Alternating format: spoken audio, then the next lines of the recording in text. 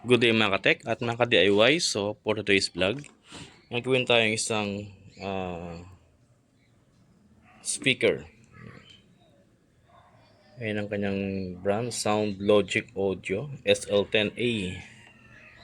So ang problema to guys ay ayon sa kapagawa, okay yung kanyang tweeter pero wala siyang pinaka yung subwoofer niya, ay yung kanyang woofer ay wala. So walang sounds dito, ang meron lang ay yung ditong part. So yun guys, titignan kung anong posibleng problema ng active speaker na ito. At ating bubuksan. Yan. Para malaman natin kung ano ba yung naging posibleng sira. Kung bakit wala siyang lalabas dun sa kanyang woofer.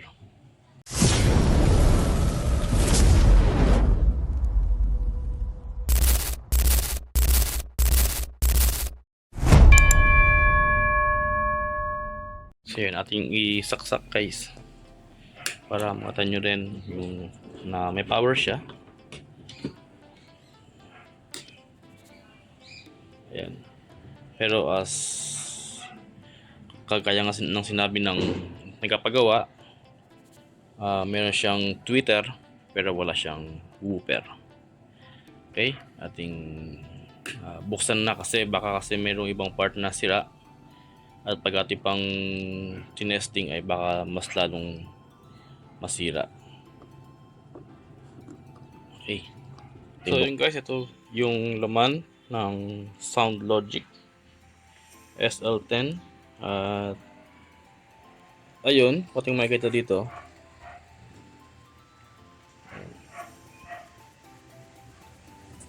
angat siya dito. Lobo yung kanyang ano. Ito naman ay hindi gaano. Ito guys ay lobo.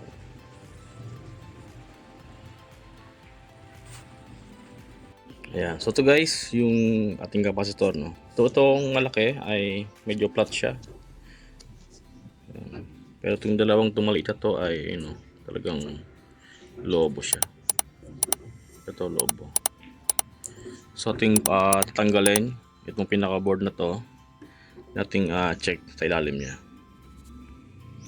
So guys, so ating chinek itong kapasitor niya ay okay naman siya. So pakita ko sa inyo guys, okay siya.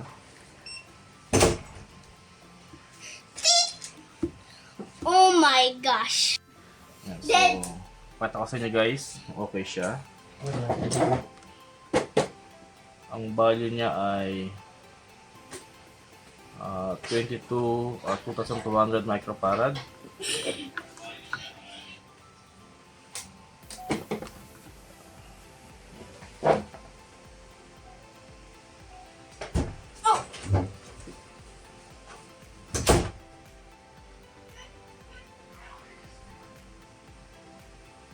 Yeah.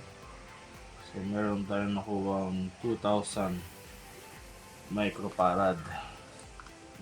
So isa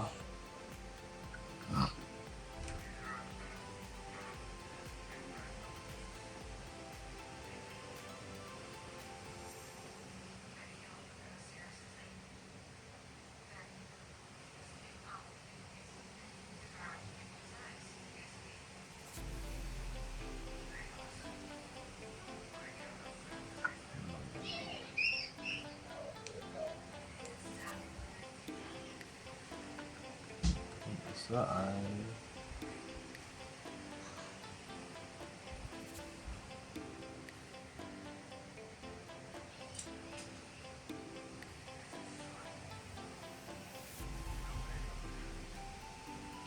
1900.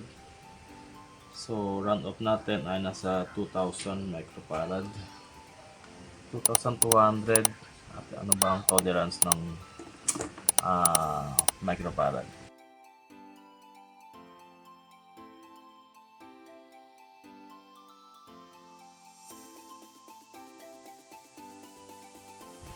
So based sa aking nakita ay ang mga kapasitor ay meron siyang tolerance hanggang 10 to 20 microfarad. So meaning ay nasa range pa siya ng tawag doon sa kanyang tolerance ay nasa within the range pa siya ng value niya when it comes sa tolerance. So ating ibabalik ito guys, pero ang nakita na possible na problema at ating papatan ngayon ay itong isang isang transistor na ito. Ang value niya ay TIP41C. So pag ako siyang check, so tayo ay nasa diode mode.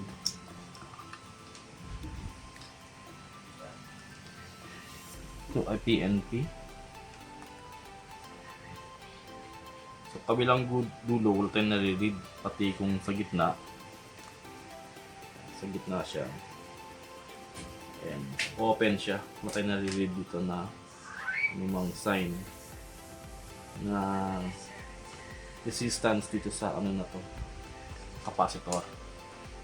So medyo ano lang yung gitna 1 and 2 ayan 0. Ating tanggalin para mas maganda yung ating sukat.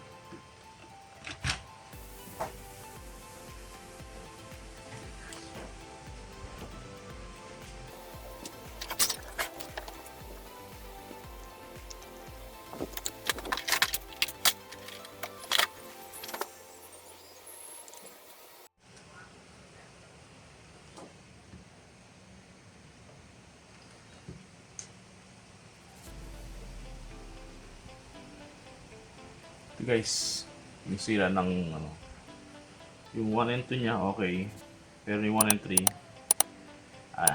open. Itong isa ay yung bago nilire, 0.6, 1 and 2, then 1 and 3 ay 0.6. So we can papatan to guys.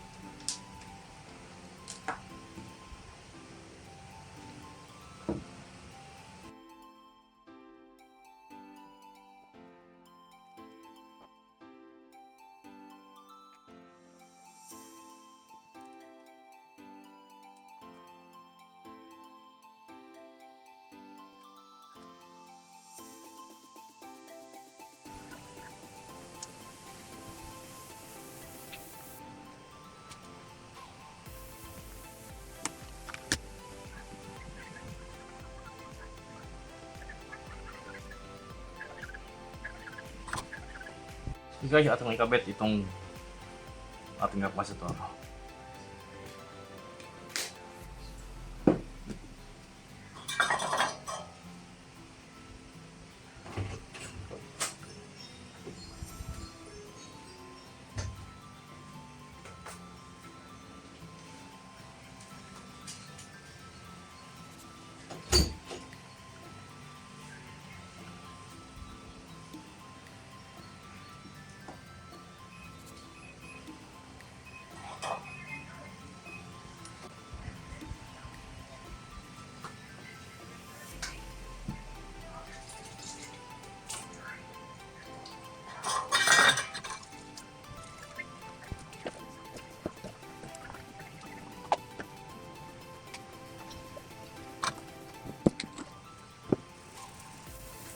Okay, so ngayon kasi ay ating i-test ang ating ginawa kung magkakaroon na siya ng sound sa kanyang subwoofer. So yun guys, ating ibalik, ating munang temporary nakabit tayo ng isang tornilyo para lang ating matest itong ating ginawang active speaker na Sound Logic. So kung kanina ay wala siyang sound sa kanyang subwoofer, ngayon ay okay na siya. Hello, sound check. Ayun So hindi lang siya tweeter, kundi pati woofer ay gumagana na. So yung guys, ang problema nito, so sira yung kanyang transistor na TIP 41C. Ito ay audio transistor din.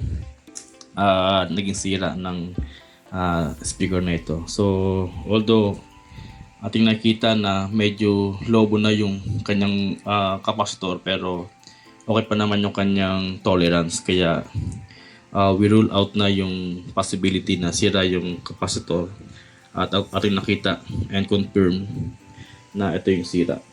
Yan. TIP 401C. So yun guys, kung nagustuhan nyo yung ating vlog ngayon, ay kindly like, share, and subscribe para sa mga bagong videos and update natin gagawin sa ating YouTube channel na ito. So God bless mga kabatigting. Sound check. You know, ganda.